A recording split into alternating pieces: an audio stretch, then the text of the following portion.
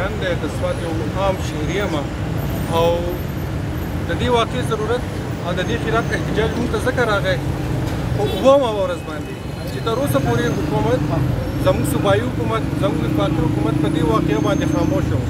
14 ماشومان چې پکې زنانه نارینه د یوې کډې لکه د ځناورو نه هم بدتره چې دی که نه د هغو انجام وشو او هغو په دې کې شهید کړی شو. خو نه زموږ د سیند ګورنمنټ په دې باره کې څه اکشن واخیستو سټرانګ اکشن، نه زموږ صوبایي حکومت کوم چې دلته کې زموږ خپل وزیر اعلی دی. موږ دا امید لرو چې دا زموږ خپل وزیر اعلی دی زموږ د سوات د خلکو تپوس به کوي، نه داسې اکشن واخیستو. د ده سره پرون ټایم میلاو شو، پرون یې سی ایم سیند ته چې دی رینګ وکړو چې په دې واقعه باندې ته نوټس واخله. نو آیا سی ایم صاحب د پرایم منسټر چې ته د یو صوبې وزیر اعلی ته داسې کال کوي؟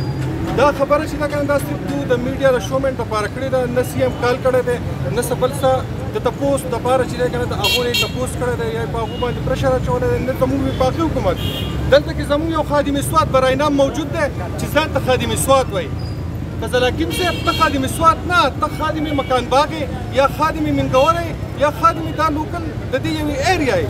که ته د سوات خادم وې دا به د دې خلکو تپوس کړو. دا ماشومان دا چې کوم وفات شو چې په مخې د پاکستان جنډه ده، دا د دې قوم شهیدان دي، دا د دې ملک شهیدان دي. او موږ د حکومت نه دا مطالبه کوو چې زر تر زره په دې اکشن واخلي، هغه شان اکشن کوم چې تاسو په مینار پاکستان کې د یو ټیک ټاکرې دپاره واغستو، خو د دې ماشومانو چې دی که نه تاسو هېڅ تپوس ونه کړو او څه اکشن یې هم وانه غستو. موږ د سوات سیول سوسایټۍ دا ملګري په پرامن طریقه خپل د سلیکټډ پرایم منسټر ته دا خواست کوو چې ستا سره په هغې دپاره واقعې دپاره ټایم و، د هغې دپاره تا ټوله دنیا په سر راغستې شوه، تا ټوله انتظامیه چې دی که نه د هغې دپاره په حرکت کې راوسته.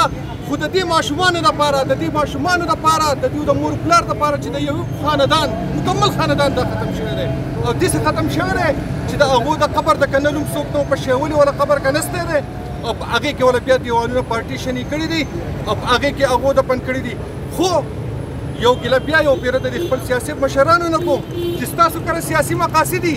د بجلۍ په نامه تاسو راوځئ روډ بند کوئ، د ګرانۍ په نامه تاسو راوځئ روډ بند کوئ، یا بل څه داسې واقعه راشي ستاسو د مطلب په هغې تاسو روډ بند کوئ. خو د دې ماشومانو لپاره چې مزدورکار او مزدور پیشه وو د دوی دپاره تاسو هېڅ ونه کړو. ما په خپله پرسنلي ډېر سیاسي مشرانو ته رینګ وکړو چې دا زموږ د سوات غم دی، ټول سوات په دې باندې جاړي. ما له په خپله 2 ورځې پس زه ولې راوځم، خو زما دا تمه وه دا امید و چې زما د صوبې وزیر اعلی په دې واقعه باندې اکشن واخلي، خو هغه هم زما په شان پروت و.